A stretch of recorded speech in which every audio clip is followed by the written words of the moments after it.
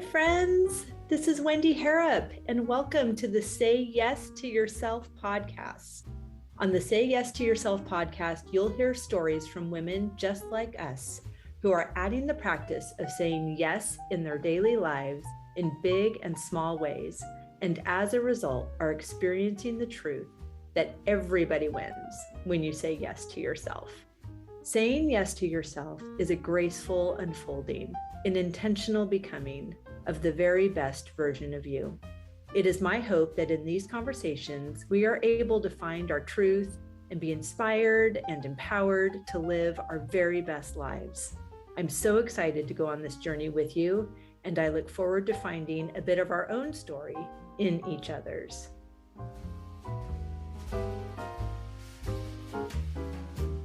Hello, friend. Welcome back to the podcast. Happy Friday. I hope you have big, fabulous plans and that you are just in your happy bliss. I have been, as you know, preparing for several months of fabulous travel. And so many people have been asking me, like, oh my gosh, what's happening? How are you doing this? What are you doing? There's lots of questions. And as I reflect, as I'm answering them, as I say, listen, I'm saying yes to myself. This is a surprise to anyone. They just haven't been around for a while. But as I really have considered, like, what is actually happening? What have I done? How am I doing this?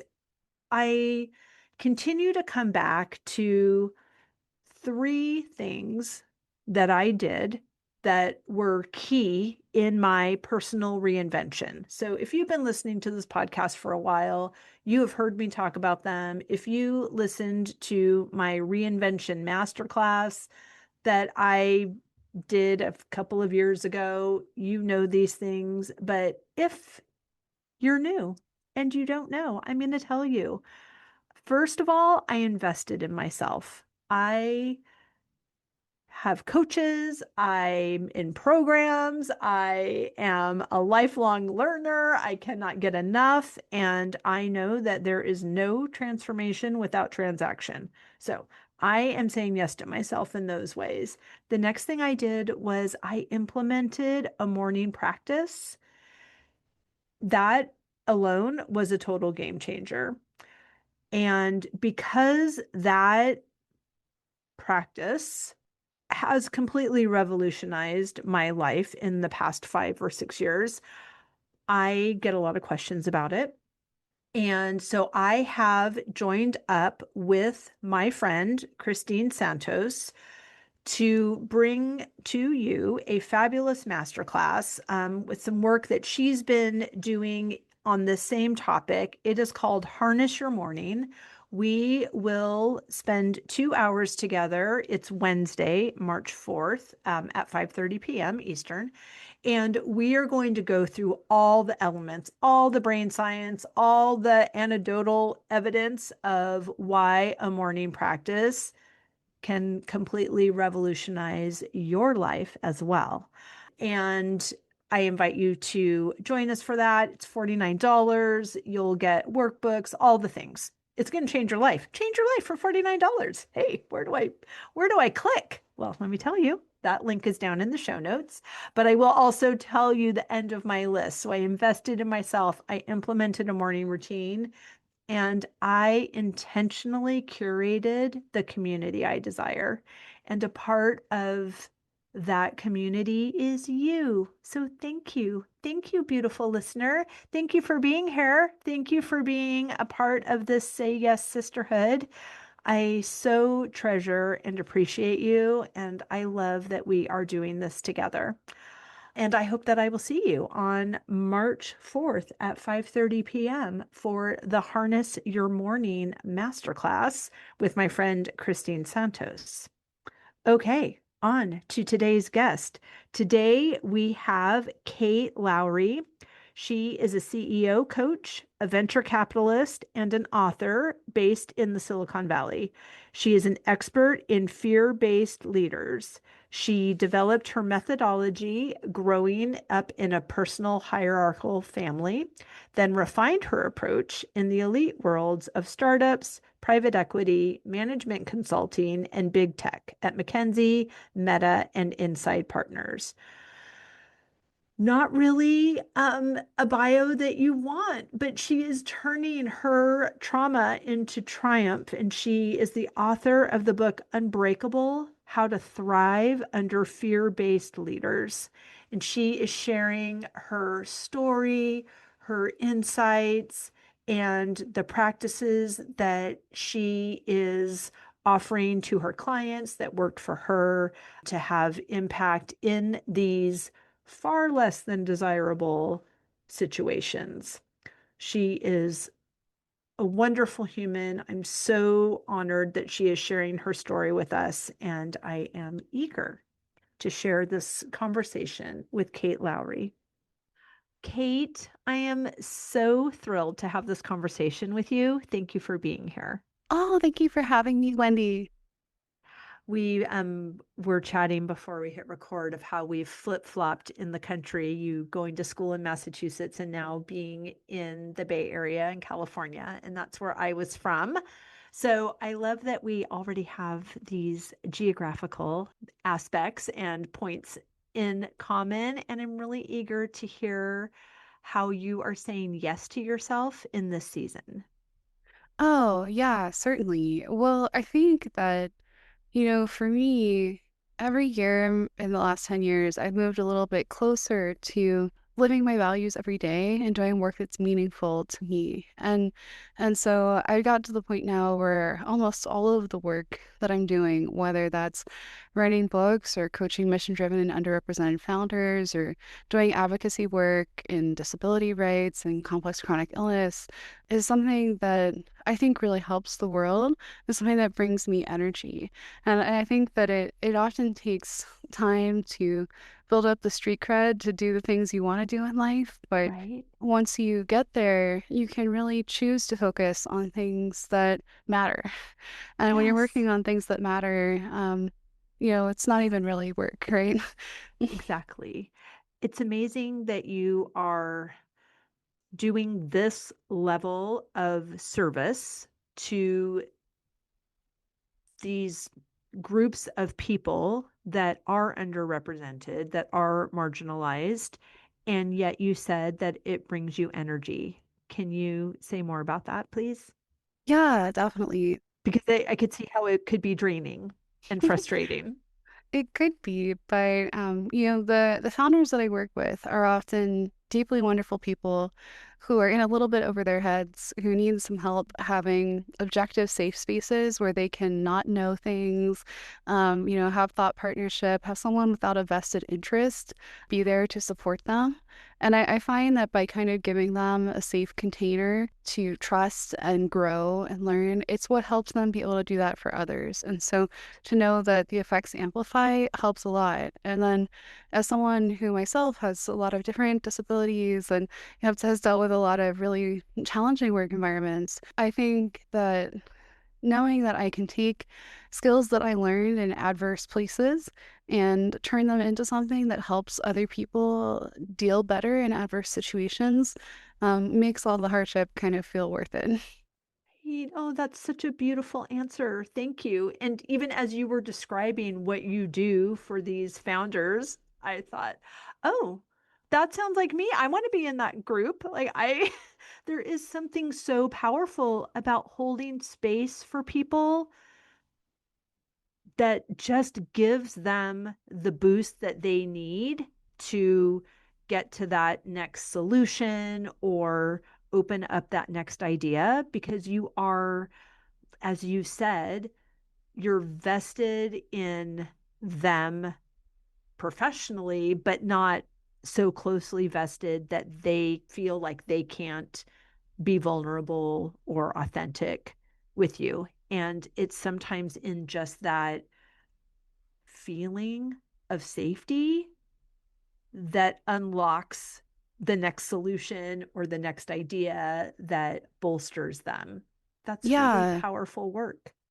I think it's really important because A lot of people don't realize how pushed around leaders are, and they think, oh, a CEO is all powerful, yada yada. But basically, everyone in a CEO's life is pushing them in a certain direction. Their investors want things, their board wants things, their vendors want things, their employees want things, and it can get very crowded to the point where they feel like they can't hear their own voices. And if they're stuck in reactive states, they can't actually be intentional or have strategies that are thoughtful about long-term outcomes. And so, creating those spaces, I think, is really critical to making sure that leaders themselves are resourced because I often tell my founders who work too long hours, you can't pour from an empty cup, right? Right. You have to put your oxygen mask on first. Yeah. Yes, we talk about that a lot here on the podcast as well, to give from our saucer because Hmm. we can't pour from an empty cup, but to fill ourselves up to overflowing and then give from the saucer. And when the saucer is empty, fill the cup again, which doesn't take as long because it was already at the top before we can be in service to those in our charge. So I love that Yeah. you're doing that for these groups. And is that the catalyst for the book, or was the book the catalyst for the work? Yeah, so I had wanted to be in the coaching space for quite a long time, and that's something I started working towards, gosh, almost 10 years ago. And I didn't know what ended up being my full-time thing, but it was probably February of this year when I noticed that my clients and my peers in Silicon Valley were having a really hard time. They were starting to spin out, they were freezing, they were overwhelmed, they were panicking, kind of about the sea change we were seeing in leadership in Silicon Valley and public sector, social sector, and so on. Because just like with bell-bottom jeans, leadership styles go in and out of fashion. And in the last couple of years, we've shifted from a much more emotionally attuned, higher EQ, every employee matters type of approach to folks who are saying, no, this is a high control, hierarchical environment. It's my Mm. way or the highway, get out. And as I noticed, all my friends at coffees or running group were saying, "Oh my God, I have a really difficult boss. Like, I don't know what to do." I realized that people felt like they were going from the frying pan into the fire. They would quit one job, end up in another job with another really toxic leader. But even though I was around people like this, I was doing totally fine. And it was at that point that I realized I had a toolkit that most of the people don't have. And so I was like, oh no, I better write something as fast as possible to help give people the skills that they need in order to thrive in the face of this new type of leadership. Mm. I would love to hear some of those tools because although all of my listeners aren't at a tech firm in Silicon Valley, I think that we experience this in our homes Hmm. and wherever our work is, or our kids are experiencing it at school. And I mean, obviously, everywhere we look, there's some there's some level of that, but we can all use these tools. Yeah, definitely. So these types of tools are not just for people in tech, any place where there's a power dynamic, there's a chance that someone's going to abuse it, whether it's a schoolyard bully or a difficult spouse or someone who's in the PTA at your kid's school with you. Mhm. There's a lot of behavior out there right now that is more capricious and high control and less in tune with how their behavior impacts other people. So usually I tell folks that it starts by understanding how these leaders think because the way they think and communicate is almost like they're on AM radio and we're on FM. They tend to speak in terms of emotion, so Mm. the surface level of what they're saying is not actually what they mean. And so, for example, if a fear-based leader says, all of this work is drivel, it's terrible, I just want to throw the whole thing away, none of you know what you're doing, you know, it sounds like they're, completely smashing your work. And what they're really saying is I feel like I can't communicate my vision. No one's getting what I want them to do. I need everyone to show me respect and deference because I'm feeling insecure. But translating that message almost requires a set of decoder tools. And Right. And help from someone who doesn't work there like you, yeah, because you can be so triggered when you are in the daily energy of that as well. yeah, it takes some time to kind of build what I would call like a Teflon shield where everything just kind of bounces off. But it can help if you understand that these types of leaders are really emotionally stunted and they Mm, completely lack nuance. And so if you look at them and you say, wow, I pity you. You don't know how to connect with people. You don't know how to build trust. You don't know how to inspire followership, and you will never know the meaning of true connection. It's easier to take them off the pedestal that they're telling you they have to be on. And so when folks are around people like this, I tell them, you have to understand that they don't believe in equality. They think you're either stepping on someone or being stepped on. mm. They think in very black and white ways. They're constantly assessing you and they're trying to get attention, they're trying to get reactions.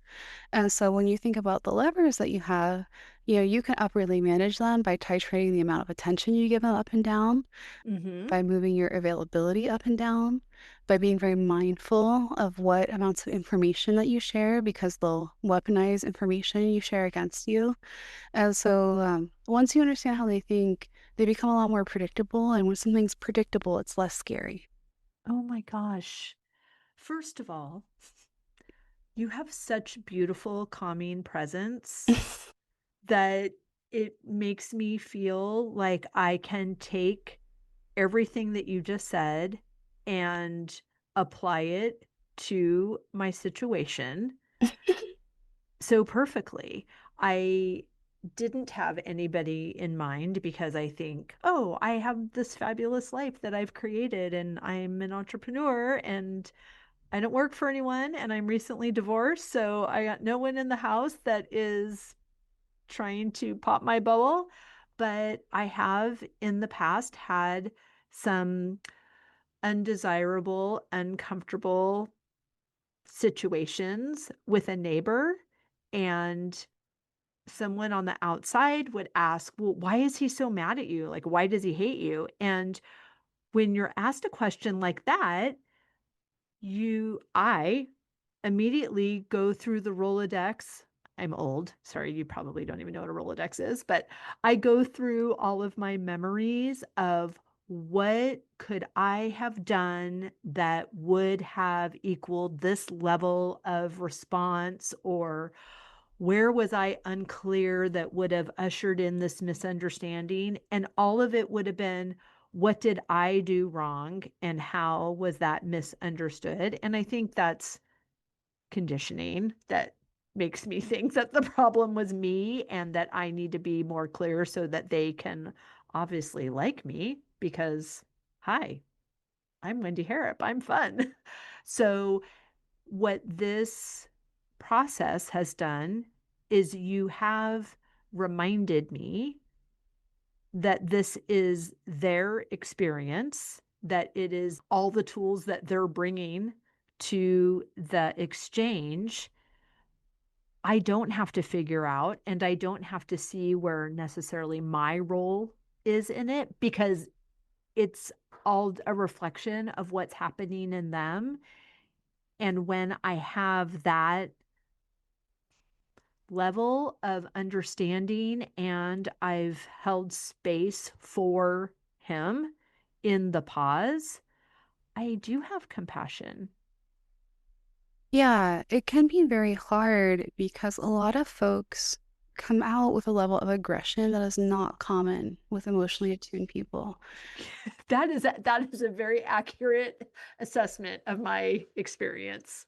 Yeah, it's almost like getting a static shock or something. It's like, ugh, Mm, like, ouch, I don't like this. It's jarring. My nervous system is yes. is not is not feeling this. And it can be very hard for people to realize that no, it's not actually them.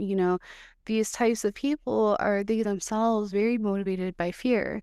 They're really deeply insecure, and their subconscious at night is going, will I ever be enough? Will they ever like me? If they don't like me, will they at least fear me? And because that's what gets them out of bed in the morning, it's what they use to motivate others. Do this right now or I'll Mm, stomp on you, or get yeah. out of my way, rah, rah, rah. But it's almost like posturing, like think like a gorilla pounding its chest, like. And if you can see past the posturing, there's actually a really wounded person under there. Yes. So how did you get so good at this?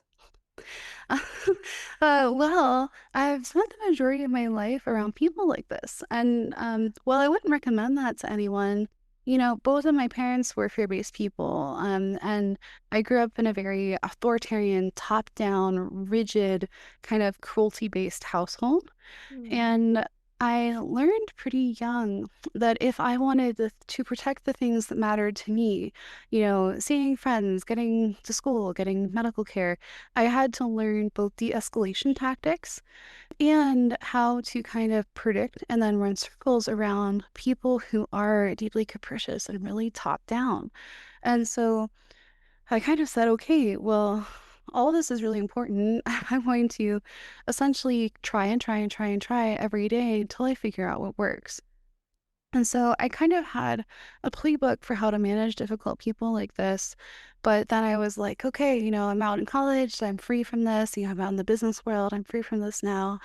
And what I found was that there are actually a lot of people like this out there in the big world, not just in, difficult or abusive families. And so that's where I started really professionalizing and refining my toolkit because, I can be around people who are really difficult or really aggressive and not be thrown. And I had to kind of learn, how do you have a meaningful life even while you're around this level of kind of extreme pathology. And so, yeah, I think that it ended up being kind of this rounded out toolkit where I can say, okay, this is how these people think, this is how they make choices, this is how you know what they're going to do next, and then here are the 30 things you can do to protect yourself. wow. Well, first of all, I'm sorry that that was your experience. And secondly, thank you for using it for good and not evil. Oh yeah, I was kind of raised to be a fear-based leader myself, For and I sure. was like, mm-mm, no, I don't like this. When I was just out of college, I noticed that I had missed a lot of what I call kindergarten skills, which, like, if you grow up around families that use dominance and control rather than connection, you don't learn, how do you make friends? How do you apologize? How do you build trust? And so I spent several years, like, studying with different trauma therapists to build my own healthy person toolkit. I called it the remedial people school. But I want people to know that even if you come from places like this, there is another way. And it doesn't have to be your long-term way of being. Wow. It's really beautiful work, Kate. I think you only get one life. And Hmm. what I tell my CEOs is, if you don't love and like yourself, it's really hard for you to love and like other people. Right. So it's worth it to put in the time to learn to love and like yourself. Yes. How did you make the decision to, you realized, oh, wait, I don't want to be like my family or recreate these environments. And I'm seeing that I kind of am recreating it just by my practiced experience, almost has an expectation? Or did you have an understanding that that was them? I mean, you said you're in college, so you're free from them. So you didn't have an idea necessarily that everyone in an authoritarian role used these methods. Yeah, I think that I knew pretty clearly that 80% of the things my family would do were bad and I should not do them. And Mm, I think even before I did a lot of work on myself, I only had like 15 or 20% of the traits that they had. sure. But what I found was that when other parts of my life were in crisis, like if I was majorly super sick, or maybe I lost a job, or, these different very stressful life events, Sure. some of the things I learned from my family would pop out as stress behaviors. Oh, interesting. And so, I think that a lot of people discover some of the things they've carried from their family forward when they have children, Mm, because children are like mini yous, and they can be very triggering, and they're around at your best times, they're around at your worst times. And so a lot of parents realize they need to work on themselves when they have toddlers, or when I have my puppy. And so I think that it's often those times of extreme stress where you can understand where are your development areas, because it's one thing to be a really wonderful person when everything is easy. true. And it's another thing to consistently be a wonderful person, even when things Yeah, are really hard. right. Unconditional alignment. Right, right. Yeah. And what I would say to folks is that no one's meant to go on journeys like that alone. Whether you have friends or a coach or a therapist or a pastor, whoever it is that helps you become the type of you want to be, you don't have to beat yourself up about it. No one's perfect. I often say to my employees, I don't know most things about most things, and I never will. And so it's okay to not be there yet if you're not there yet. Right. So we've identified that the behavior that we're experiencing is because of fear, because of this other person not feeling they're insecure about their role and what they're capable of. Hmm. So instead of telling them that, instead of saying, I see you in that, and might I recommend this book, what are some ways that in the workplace we can respond without losing ourselves? And then do you feel that whatever that answer is can also be applied in our homes or in our neighborhoods or again with the PTA situation? I would love to hear your thoughts. These skills are absolutely universal. You could water them down for your kids and teach them how to deal with bullies on the playground. But with adults, I think that the most important things to remember are, if someone is not a safe person, do not bring all of yourself around them. Mm, Often I will suggest breadcrumbing, which means throwing out a couple of tidbits or ideas about yourself and seeing if someone responds negatively or positively, to test the waters of whether something is safe. But if you have a fear-based leader in your home or in your work, you shouldn't say even things like, "Oh, I'm so excited to go to my kid's Little League game," because they'll make you work through the game, you know? mm, Or, "Wow, like, I can't wait to have Christmas holidays." It's just like Christmas Carol, let's make you work through the holidays. And right. and so you have to understand that to protect yourself, you have to be mindful and aware of what you're sharing. And Mm, then you have to think very carefully about what types of feedback, especially nonverbal feedback, you're giving leaders like this. And so I will often tell people, if a leader is picking on folks, make yourself as boring as possible to pick on. Pretend you're in a inert part of the landscape, like a gray rock or something. If you kick a rock, nothing happens. So someone will probably go kick something else that's more interesting to kick. So be mindful of the type of reactions you're giving. If practice having a poker face, be neutral, bland, warm as possible. And then try to remember with the fear-based leaders that there's a human underneath. And they're often emotionally more like 2 to 8 years old, even if their body age is 50. And so if you see them having a tantrum like a 2-year-old, you know, you have to meet them where they're at. Offer breaks, bring snacks, distract them, things like that. If you notice that they are having a really hard time with their own big emotions, maybe they're blowing up at you, you have to do the same thing that you would do to co-regulate almost with a kid, where you say, I see how mad you are. That sounds really hard. No one is getting it, are they? You really feel like you're surrounded by fools.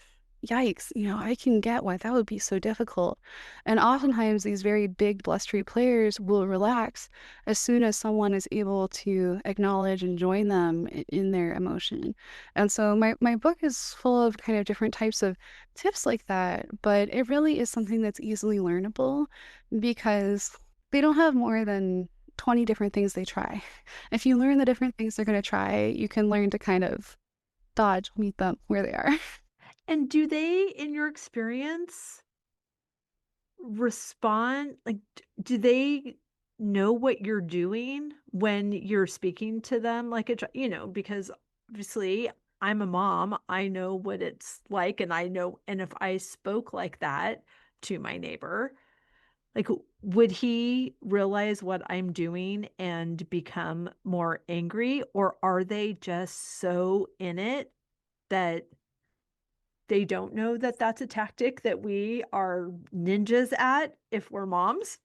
Yeah, so you have to be careful about like tone of voice. You can't use Sure, like baby right. talk, Mhm. but I think that the way I would think about it is in business there's an improv, there's something called yes Yes. and like a leader will respond to someone who is saying yes and yeah, you are so mad. Yeah, it is so hard. Man, I didn't realize you were going through that. Like they will kind of tune in that someone is helping them. And while you don't want to build them up and make them matter, I have found that, having a gentle, warm, neutral tone where even if they're having big emotions, you're not having big emotions back most of the time will help them feel heard. These Mm, types of leaders do tend to monologue a lot, kind of like Disney villains. yes. And I tell people the monologuing is super annoying, but you can actually learn quite a bit about the different levers to influence them because they're telling you all of their buttons. These are all the things that irritate me. They're telling you all the things they care about most right now. I want these initiatives to be on time, blah, blah, blah.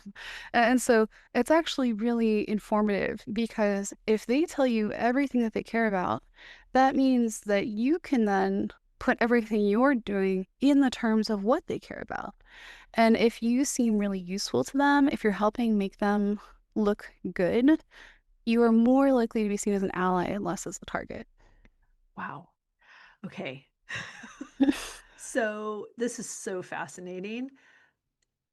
And once you've figured out how to do that, like, at what point does this become, okay, now I'm going to HR, or now I'm leaving this there's something about having tools and using tools, and then does that mean I have to stay? Does that mean that, like, this behavior is clearly okay because you still get to be the boss of this place? And, like, how do we navigate then that part?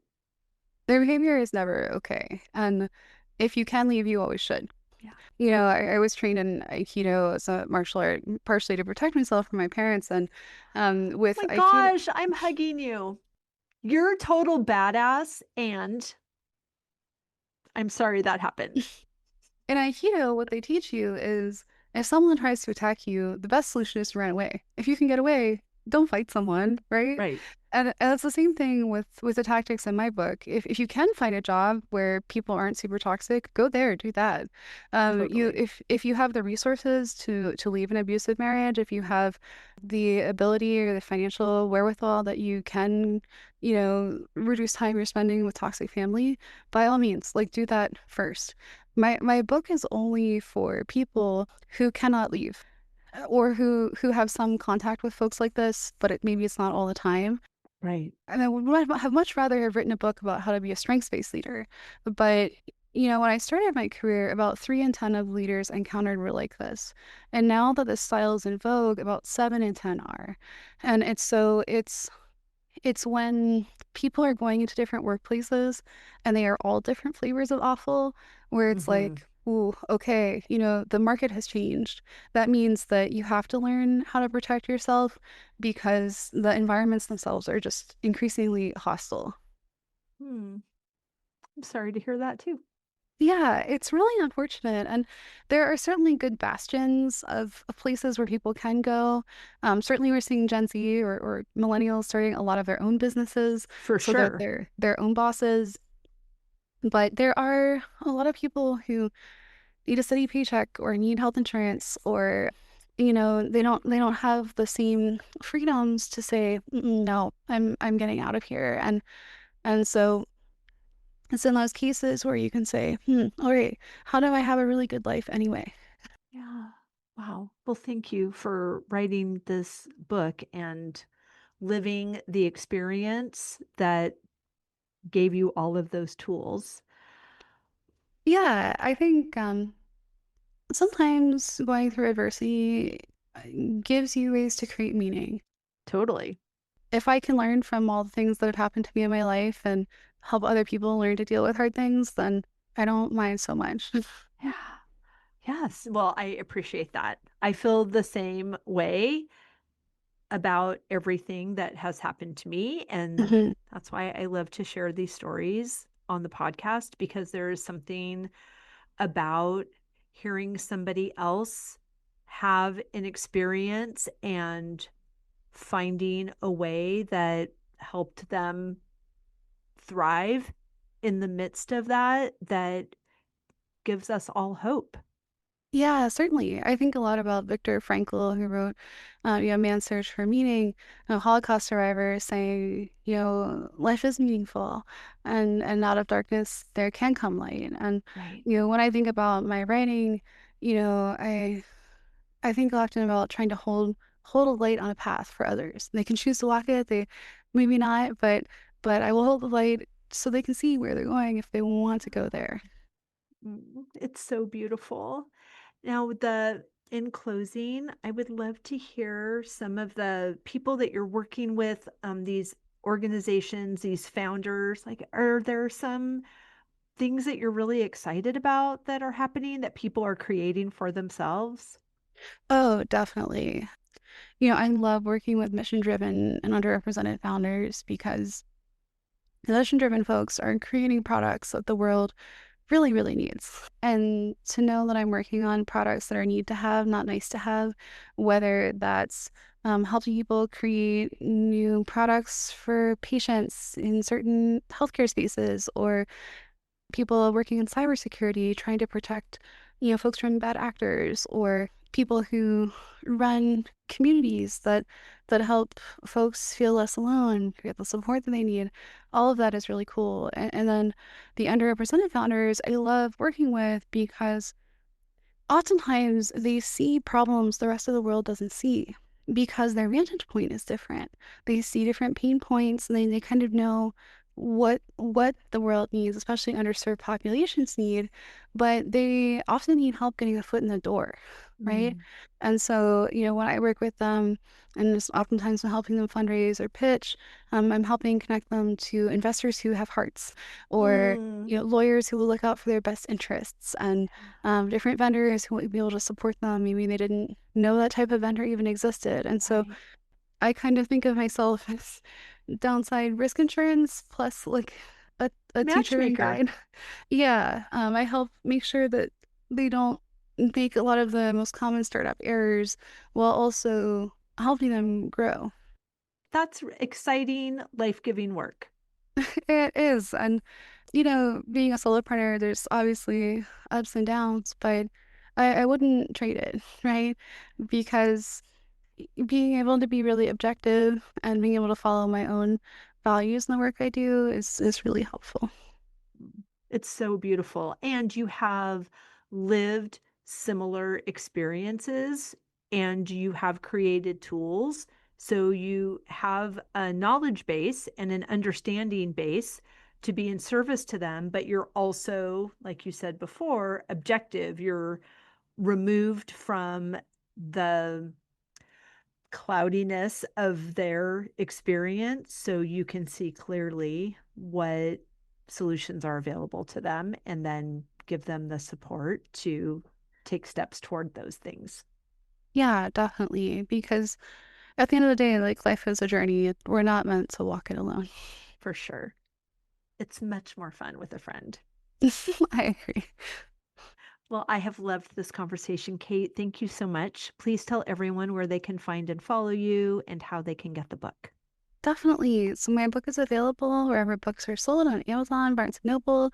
You can follow me on LinkedIn or Instagram at Kate Unbreakable Lowry or on Substack at katelowry.substack.com. Fantastic. We will link everything down in the show notes. Thank you so much for your time. I appreciate you. Oh, my pleasure. Thank you, Wendy.